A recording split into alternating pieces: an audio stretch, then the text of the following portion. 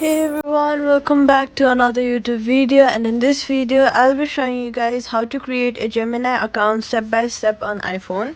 If you're new and want to secure crypto trading account, here's the fastest way to set it up safely. Install the official Google Gemini from the App Store, open it and tap get started.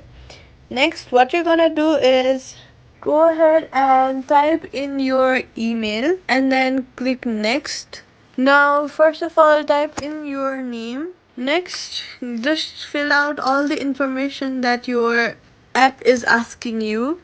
Do all this thing that Google tells you to do, and then click next, and then click on I agree after that, and that's it, and then click on continue with your name, and that's it. Secure your device, login, turn on Face ID, Touch ID, and set a pin in this app security if you want.